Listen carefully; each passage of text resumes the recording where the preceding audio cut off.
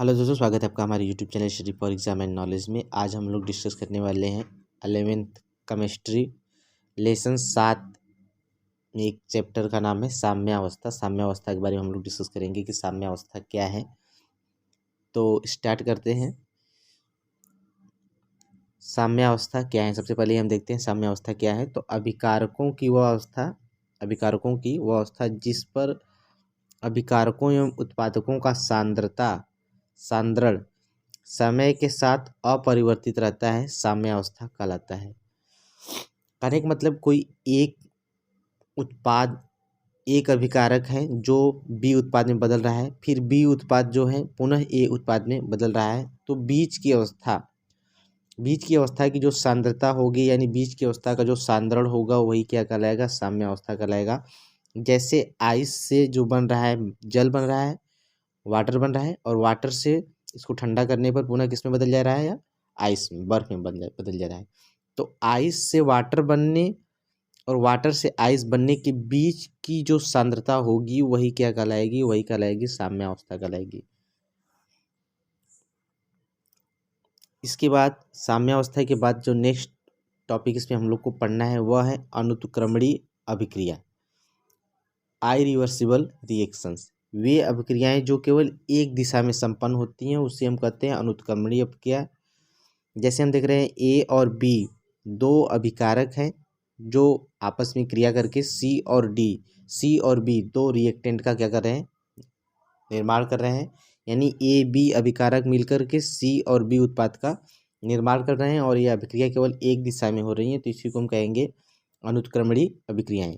यानी वे अभिक्रियाएं जो केवल एक दिशा में संपन्न हो, उसे हम इरिवर्सिबल अभिक्रिया या अनुत्क्रमणीय अभिक्रिया कहेंगे। जैसे ऐसी अभिक्रियाएं जिनमें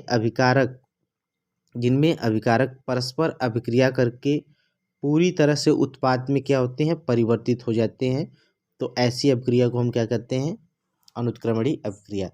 जैसे कि यहाँ पे दिखाया गया है, सोडियम जल के साथ अभिक्रिया करके सोडियम हाइड्रोक्साइड और H2 का क्या कर रहा है, हाइड्रोजन का निर्माण कर रहा है। तो यह एक दिशा में होने वाली अभिक्रिया है। सोडियम और जल मिलकर सोडियम हाइड्रोक्साइड और H2 का निर्माण कर रहे हैं, तो इस प्रकार की अभिक्रिया क्या कहलाएगी, अनुत्क्रमणीय अभिक्रिया, यानी जो एक दिशा में हो। उसी तरह से दूसरा उदाहरण है, उसके बाद हम लोग बात करेंगे उत्क्रमणीय अभिक्रिया, रिवर्सिबल रिएक्शंस। वे अभिक्रियाएं जो दोनों दिशाओं में, अग्र और पश्च दोनों दिशाओं में संपन्न होती हैं, उसे हम कहते हैं उत्क्रमणीय अभिक्रियाएं। वे अभिक्रियाएं जिनमें उत्पाद पुनः क्रिया करके अभिकारक में क्या हो जाता है, परिवर्तित होने लगे, तो उससे हम उत्क्रमणीय अभिक्रिया कहते हैं। जैसे ए और बी यह रिएक्टेंट है जो सी और डी उत्पाद का क्या कर रहे हैं, निर्माण कर रहे हैं, और वापस सी और डी आपस में क्रिया करके ए और बी रिएक्टेंट यानी अभिकारक का क्या कर रहे हैं, निर्माण कर रहे हैं। तो इस प्रकार की अभिक्रिया अनुत्क्रमणीय अभिक्रिया कहलाएगी। जैसे यहाँ पे कुछ उदाहरण दिए गए हैं, कैल्शियम कार्बोनेट को जब आप गर्म करते हैं तो CaO calcium oxide plus carbon dioxide बनता है, और यह दोनों पुनः उसी ताप पर क्रिया करके कैल्शियम कार्बोनेट का निर्माण कर देते हैं। उसी तरह से नाइट्रोजन और हाइड्रोजन आपस में क्रिया करके अमोनिया बनाते हैं, और अमोनिया उसी तापमान पर पुनः टूट जाता है नाइट्रोजन और हाइड्रोजन में। तो यानी जो अभिकारक होते हैं वह उत्पाद का निर्माण करते हैं, या उत्पाद पुनः आपस में क्रिया करके अभिकारक का क्या करता है, निर्माण करता है। तो इस प्रकार की अभिक्रिया को हम क्या कहते हैं, उत्क्रमणीय अभिक्रिया। भौतिक परिवर्तन में साम्य अवस्था को भौतिक प्रक्रमों से भी आसानी से समझा जा सकता है। कुछ उपयोगी भौतिक साम्य परिवर्तन यहाँ पे हैं, जैसे कि ठोस द्रव में बदल सकता है, और द्रव को पुनः हम जब लिक्विफाइड करेंगे तो यह किस में बदल जाएगा, ठोस में। उसी तरह से है द्रव गैस में बदल सकता है, गर्म करेंगे तो, उसके बाद गैस को पुनः हम ठंडा करेंगे तो यह किस में बदल जाएगा, द्रव में बदल जाएगा। इसके बाद हम लोग बात करने वाले हैं रासायनिक साम्यावस्था की। रासायनिक साम्यावस्था क्या है, तो किसी उत्क्रमणीय अभिक्रिया की वह अवस्था जिनमें अग्र और पश्च अभिकारकों के वेग क्या हो, बराबर हो। किसी उत्क्रमणीय अभिक्रिया की वह अवस्था जिसमें अग्र और पश्च अभिकारकों के वेग क्या हो, बराबर हो, रासायनिक साम्यावस्था क्या होता है कहलाता है। जैसे कुछ उदाहरण से हम इसको समझेंगे। जैसे बताइएगा, किसी उत्क्रमणीय अभिक्रिया की वह अवस्था जिसमें अग्र और पश्च अभिक्रिया का वेग क्या हो बराबर हो। वेग मतलब होता है दर। जैसे ए कोई प्रोडक्ट है वह बी में बदल रहा है आर एफ दर से, यानी आर एफ के दर से जितने स्पीड से ए और बी में बदल रहा है, यानी जो दर है अभिक्रिया का आर एफ है, उतने ही दर से वह वापस जो है जो उत्पाद है वह पुनः किस में बदल जा रहा है, अभिकारक में। जैसे ए और बी, जैसे हमने कहा कि ए है, ए प्लस बी आपस में क्रिया करके सी प्लस डी का क्या कर रहे हैं, निर्माण कर रहे हैं।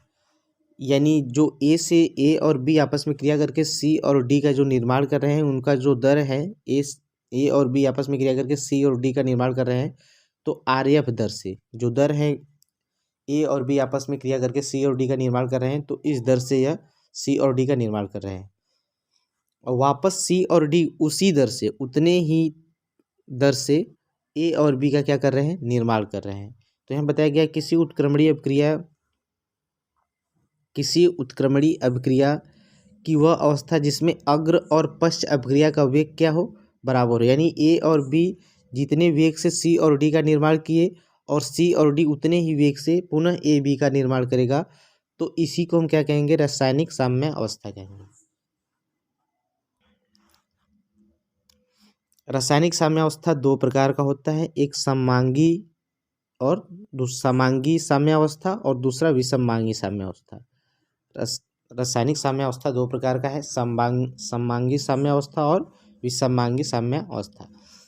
सबसे पहले हम लोग डिस्कस करने वाले हैं समांगी साम्यावस्था क्या है। वे साम्य अभिक्रियाएं जिनमें सभी अभिकारक तथा सभी उत्पाद एक ही प्रवस्था में हो, यानी जितने भी अभिकारक हैं वे और जितने उत्पाद उस अभिकारक से बने हैं वे सभी एक ही प्रवस्था में हो, तो उसे हम कहेंगे समांगी साम्यावस्था। जैसे हाइड्रोजन और आयोडीन, यह दो अभिकारक आपस में क्रिया करके हाइड्रोजन आयोडाइड बनाते हैं।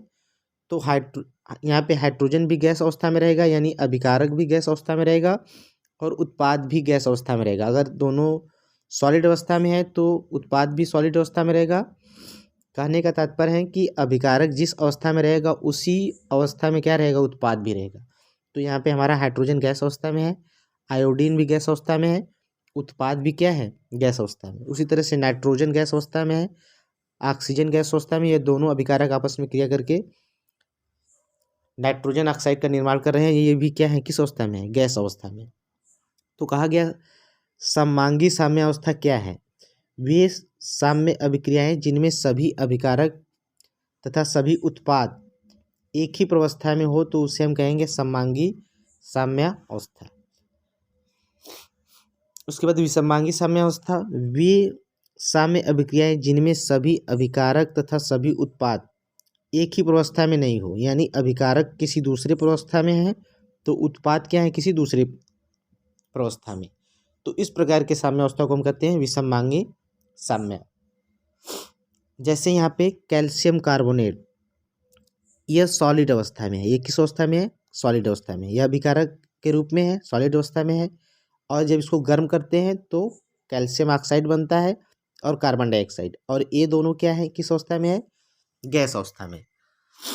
कहने का मतलब यहाँ पे अभिकारक जो है सॉलिड अवस्था में है और उत्पाद क्या है, गैस अवस्था में। तो वे साम्य अभिक्रियाएं जिनमें सभी अभिकारक तथा सभी उत्पाद एक ही प्रवस्था में नहीं होते हैं, उसे हम क्या कहते हैं, विषमांगी साम्यावस्था। यानी अभिकारक लिक्विड हो सकता है तो उत्पाद गैस हो सकता है, अभिकारक सॉलिड हो सकता है तो उत्पाद लिक्विड हो सकता है।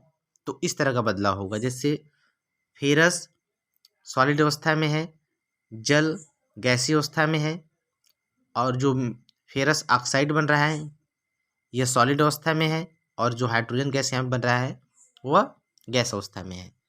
तो यानी वे एक ही प्रवस्था में जब न हो अभिकारक और उत्पाद, तो इस प्रकार के साम्यावस्था को हम कहते हैं विषमांगी साम्यावस्था। अब इसके बाद हम लोग बात करने वाले हैं द्रव्य अनुपाती क्रिया का नियम। द्रव्य अनुपाती क्रिया का नियम क्या है? तो नार्वे के दो प्रसिद्ध रसायन गुल्डबर्ग तथा वागे ने अनेक अभिक्रियाओं के वेग पर अभिकारकों की सांद्रता का प्रभाव का अध्ययन करने के लिए सन 1864 में अपने प्रयोगों के निष्कर्ष के आधार पर रासायनिक साम्य के संबंध में एक नियम प्रतिपादित किया था, जिससे द्रव्य अनुपाती क्रिया का नियम कहते हैं। इस नियम के अनुसार उन्होंने बताया था कि निश्चित ताप पर रासायनिक अभिक्रिया की दर, यानी निश्चित ताप पर जो रासायनिक अभिक्रिया की जो दर है वह क्रियाकारकों के सक्रिय द्रव्यमान के गुणनफल के क्या होगा? समानुपाती होगा, या फिर आप कह सकते हैं अनुक्रमानुपाती होगा। समानुपाती होगा या डायरेक्टली प्रोपोर्शनल होगा, आप यह कह सकते हैं। तो कहने का मतलब यहाँ पे है कि इस नियम के अनुसार जो द्रव्य अनुपाती क्रिया नियम दिया गया था वह दिया गया था गुल्डबर्ग और वागे ने अनेक अभिक्रियाओं के वेग की सांद्रता के प्रभाव का अध्ययन करने के लिए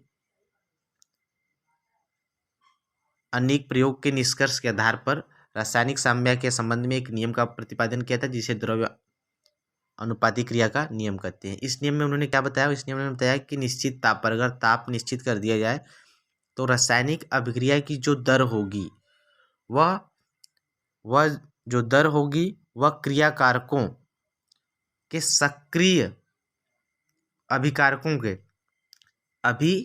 के सक्रिय द्रव्यमान के गुणनफल की क्या होगी? समानुपाती होगी। अभिकारकों के सक्रिय द्रव्यमान के गुणनफल की क्या होगी? बराबर होगी, गुणनफल के समानुपाती होगी। गुणनफल की क्या होगी? समानुपाती होगी या डायरेक्टली प्रोपोर्शनल होगा। जैसे हमने कहा ए और बी यह अभिकारक है, यह क्या है? अभिकारक है, रिएक्टेंट है, जो सी और डी उत्पाद का निर्माण कर रहे हैं। यानी ए और बी आपस में मिल करके जो दर है अभिक्रिया का, यानी जो जिस स्पीड से सी और डी का निर्माण कर रहे हैं वही क्या कहलाएगा? दर कहलाएगा। तो ए और बी अभिकारक आर दर से सी और डी का क्या कर रहे हैं? निर्माण कर रहे हैं। क्या कर रहे हैं? सी और डी का निर्माण कर रहे हैं। तो द्रव्य अनुपाती क्रिया का नियम के अनुसार इसमें बताया गया है कि जो इनकी दर होगा वह इनके सक्रिय द्रव्यमान के गुणनफल क्या होगा? समानुपाती होगा। तो यानी दर आर डायरेक्टली प्रोपोर्शनल हो जाएगा सक्रिय द्रव्यमान, यानी जो अभिकारक का सक्रिय द्रव्यमान है। ए और बी यहाँ पे लिखा हुआ है, तो इसको जब हम ब्रैकेट में लिख देंगे तो यही क्या कहलाएगा? सक्रिय द्रव्यमान कहलाएगा। तो आर इन्वर्सली प्रोपोर्शनल ब्रैकेट में ए और इंटू बी, तो आर बराबर हो जाएगा के ब्रैकेट में ए और बी, यही क्या होगा? दर होगा। इसका क्या होगा? दर, जहाँ के एक नियतांक है। उसी तरह से जैसे हमने कहा कि 2a प्लस बी आर दर से सी प्लस डी में क्या हो जा रहा है? बदल जा रहे हैं, सी और डी उत्पाद का निर्माण कर ले रहे हैं। तो यहाँ पे द्रव्य अनुपाती क्रिया नियम के अनुसार जो अभिक्रिया की दर होगी वह क्या होगी? तो according to laws of mass action, तो आर जो हो जाएगा हमारा, दर जो हो जाएगा आर डायरेक्टली प्रोपोर्शनल जो हो जाएगा। यहाँ पे देख रहे हैं 2a है, कितना है? 2a। तो हम 2a की जगह पे यहाँ पे लिखेंगे, जैसे 2a है तो यहाँ पे लिखेंगे 2 बार a प्लस b, यहाँ पे b भी है, तो हमारा यह हो जाएगा r डायरेक्टली प्रोपोर्शनल ब्रैकेट में a इंटू ब्रैकेट में b, यह अभिकारक का है। तो क्या यहाँ बताया गया है? अभिकारकों के सक्रिय द्रव्यमान के गुणनफल के समानुपाती होता है। तो r directly proportional a into कोष्टक में ए इंटू बी, या आर बराबर हो जाएगा हमारा के ए का स्क्वायर यहाँ पे कर देंगे और ब्रैकेट में बी, तो यह इसका क्या हो जाएगा? अभिक्रिया का दर कहलाएगा। यह क्या कहलाएगा? अभिक्रिया का दर कहलाएगा।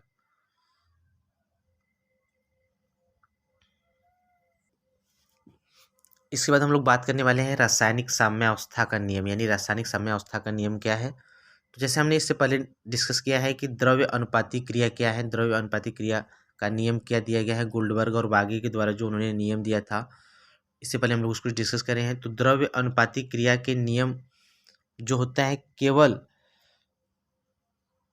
अनुत्क्रमणीय अभिक्रिया पर लागू नहीं होता, बल्कि यह उत्क्रमणीय अभिक्रिया पर भी प्रयुक्त होता है। तो द्रव्य अनुपाती क्रिया के नियम को उत्क्रमणीय अभिक्रिया पर भी प्रयुक्त किया जा सकता है। एक सामान्य उत्क्रमणीय अभिक्रिया जिसे निम्नानुसार हम प्रदर्शित कर सकते हैं। यानी उत्क्रमणीय अभिक्रिया मतलब दोनों दिशाओं में होने वाली अभिक्रिया है। जब इससे पहले हम लोग बात किए हैं कि अनुत्क्रमणीय अभिक्रिया जो केवल एक दिशा में हो रहा है, तो वहाँ पे हम द्रव्य अनुपाती क्रिया नियम के अनुसार उसका दर, जो अभिक्रिया की जो दर है वो उसे किस तरह से हम फाइंड आउट कर सकते हैं यानी निकाल सकते हैं। तो यहाँ पे उत्क्रमणीय अभिक्रिया के लिए हम द्रव्य अनुपाती क्रिया नियम के अनुसार जो दर है उसको निकालेंगे। तो जैसे हमने कहा ए और बी अभिकारक हैं, वह आरएफ दर से सी और डी में बदल जा रहे हैं, और सी और डी पुनः जो है आरबी दर से, किस दर से, आरबी दर से ए और बी अभिकारक का क्या कर रहे हैं, पुनः निर्माण कर रहे हैं। तो यहाँ पे हम दो अभिक्रिया का दर हमें प्राप्त होगा, एक आरएफ प्राप्त होगा और एक आरबी प्राप्त होगा। तो according to law of mass actions, rate of forward reactions, यानी जो फॉरवर्ड अग्र दिशा में होने वाली जो रिएक्शन है ए और बी से जो सी और डी उत्पाद बन रहे हैं, तो रेट ऑफ फॉरवर्ड रिएक्शंस के लिए जो होगा अभिक्रिया की जो दर होगी, तो आरएफ डायरेक्टली प्रोपोर्शनल हो जाएगा हमारा अभिकारक का एक्टिव मास। अभिकारक का यहाँ पे क्या है, एक्टिव मास, ए और बी का एक्टिव मास, यानी ए और बी को हम क्या कर लेंगे, ब्रैकेट में लिख देंगे, ए ब्रैकेट में इंटू बी, और आर एफ बराबर हो जाएगा यहाँ पे हम के एफ, यानी यहाँ जो के हमारा नियतांक है यहाँ पे के एफ हो जाएगा ए एक्टिव मास, यानी एक्टिव मास ए और एक्टिव मास बी, इन दोनों को हम ब्रैकेट में लिख देंगे और इसको हम समीकरण नंबर 1 मान लेंगे।